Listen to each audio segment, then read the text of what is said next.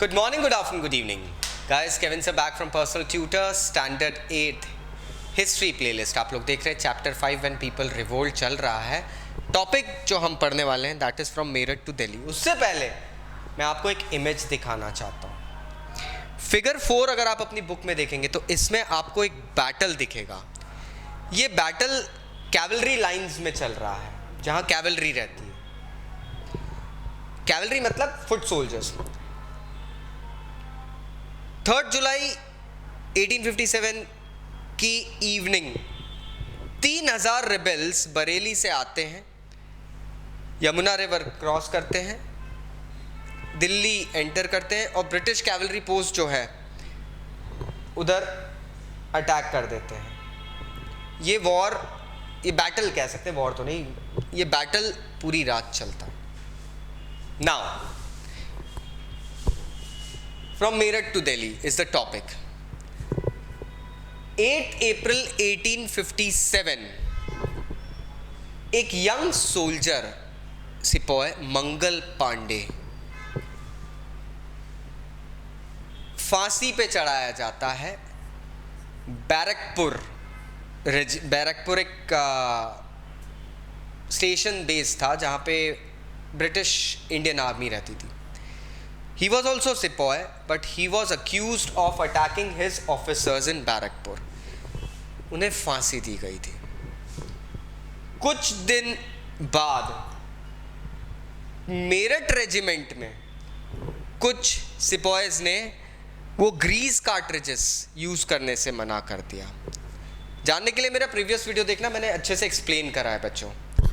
अब Greece cartridges religious sentiments को hurt करती थी तो उनको यूज़ करने से मना कर रहे थे लोग, क्योंकि वो काव और पिग के फैट से कवर्ड थी. 85 सिपाहियों को सीनियर ऑफिसर्स, ब्रिटिश ऑफिसर्स ने डिसमिस करा और उनको 10 साल जेल की सज़ा दी गई थी. ये सब कब हुआ?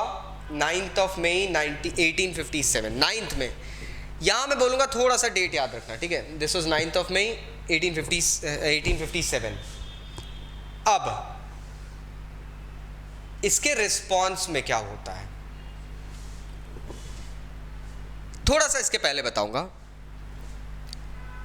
इसके रिस्पॉन्स में जो उनके साथी सिपाही थे उन्होंने अगले दिन 10 मई 1857 को एक ऐसा आंदोलन शुरू करा कि उन्होंने सीधे जो जेल थी मेरठ में वहां जाकर जो अरेस्टेड सिपाही थे जिनको 10 इयर्स की सज़ा दी गई थी उनको रिलीज़ करा.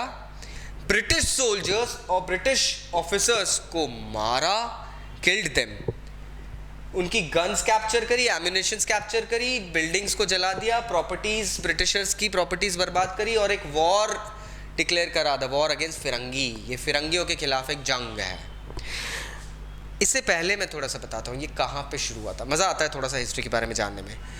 जब 85 सिपाहीज को सज़ा दी गई थी ना, तो बाकी के सिपाहीज मूक दर्शक बने थे. दे वर लाइक जस्ट वॉचिंग. जब ये सिपाही अपने घरों के तरफ शाम को गए थे, अपने बैरक्स में जहाँ पे अपने घरों में रहते हैं, जो लोकल्स भी थे, इनको इनके आसपास के लोगों ने, मतलब जो नॉन सिपाहीज थे, लोकल थे, ऑलरेडी अवध के नवाब के जाने के बाद, अवध के एनेक्सेशन के बाद में लोग गुस्से में थे. ब्रिटिश के लिए कोई भी काम करता था तो उनको एक गंदी नज़र से तो देखा ही जाता था. इन सिपाहीज को ताने पड़े कि तुम्हारे भाइयों को तुम्हारे सामने ले गए, तुम्हारे भाइयों को सज़ा दे दी, एक थाली में खाते थे, बचपन से बड़े हुए हो, अब क्या हुआ. एक इमोशनल अप्रोर सी भर दी गई थी उन सिपाहियों के अंदर, जिसका दिन अगले दिन ये हशर हुआ. ये सोल्जर्स पूरे देश में ब्रिटिश रूल को अब खत्म करना है, ईस्ट इंडिया कंपनी को खत्म करना है, इस तरीके से लोग कर रहे थे. लेकिन सवाल ये था कि अगर ईस्ट इंडिया कंपनी को खत्म करेंगे तो कौन रूल करेगा इंडिया को. आप देखो उस समय ना एक रूल वाली मेंटालिटी थी. प्रोबेबली हम इंडियंस में है, we always want a ruler on our heads. हुआ ये कि ईस्ट इंडिया कंपनी के अल्टरनेटिव में इनको दिखे किंग ऑफ दिल्ली, बहादुर शाह जफर साहब, यहाँ नाम है. सिपाहीज 10 मई की रात पूरी रात ट्रैवल करते रहे. उन्होंने they started riding and they reached on 11th May early in the morning to Delhi. जैसे दिल्ली में रहने वाले स्टेशन कुछ इंडियन सिपाहीज को पता चला, अरे मेरठ से हमारे कुछ भाई आ रहे हैं, they also started a revolt. Delhi में फिर ऑफिसर्स को मारा गया, फिर बिल्डिंग्स लूटी गई, फिर जलाई गई, एम्यूनेशन कब्जा किया गया, एवरीथिंग. एंड सिपाही पहुंचते हैं खुशी के कारण, खुशी बनाते हुए, triumphant. They reach the walls of Red Fort. Red Fort जाके ये मिलते हैं बहादुर शाह जफ़र, बादशाह बहादुर शाह जफ़र, सॉरी ये उनकी इमेज है. बहादुर शाह जफ़र से मिलते हैं. बहादुर शाह जफ़र हालांकि पहले नहीं चाह रहे थे ब्रिटिशर्स से, ईस्ट इंडिया कंपनी से कुछ पंगा लेना, क्योंकि उन्हें पता था थिंग्स वुड बी रॉन्ग. लेकिन जब यहाँ पर सिपाहीज ने उन्हें परसुएड करा, फोर्स करा कि नहीं boss you will have to do certain things, Bahadur Shah Zafar थोड़े से इंटाइस हुए और उनको वो बात मानना पड़ी. यहाँ तक तो ठीक था, लेकिन फिर सिपाहीज ने बहादुर शाह जफ़र को बोला we need more people in that. Bahadur Shah Zafar ने पूरे इंडिया में जितने किंग्स और प्रिंसेस थे उनको लेटर्स लिखे. बस ये जो काम हुआ था इसने पूरा सिनेरियो बदल दिया. कैसे? बहादुर शाह जफ़र मुगल डायनेस्टी को बिलोंग करते थे. इंडिया में एक टाइम पे मुगल्स का पूरा एकमात्र किंगडम हुआ करता था. अब उस किंगडम के बाद में सबसे ज़्यादा तूती किसकी बोलती थी? मुगल किंग की, बादशाह की. तो बादशाह अगर आपको बुला रहा है तो पुराने किंग्स को, जिन किंग्स को जमींदार्स की प्रॉपर्टी किंगडम ब्रिटिश ने एनेक्स कर ली थी, उनको भी लगा रहे हमारे बादशाह वापस आ रहे हैं इस वॉर में हमारे साथ में. सब लोग जुड़ गए. ये चीज़ जो थी ये ब्रिटिशर्स ने एक्सपेक्ट नहीं करी थी. उन्होंने बोला था ये काउ और पिग फैट की जो रूमर है, अफवाह, ये यार खत्म हो जाएगी. उन्होंने ये कभी नहीं एक्सपेक्ट करा था. यहाँ पे ट्विस्ट आता है. हाँ, मैंने कहा ना ईस्ट इंडिया कंपनी के साथ में ले दे के हमेशा कुछ ना कुछ गड़बड़ हुई थी इंडिया में.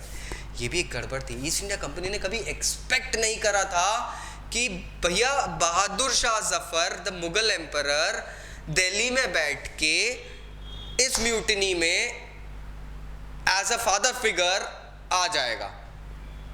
और तो और वो अपने लेटर हेड उस समय सिग्नेचर होता था, अपने सिग्नेचर पे बाकी के किंग्स और प्रिंसेस और जमींदारों को भी बोलेगा आओ it's time to move them out.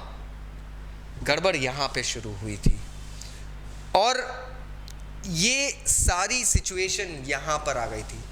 Probably Kings and वो लोग भी इसी चीज़ के लिए त्रस्त थे. लेकिन जब उनको दिख रहा था that the Mughal emperor himself is now getting into it, so it's really the time.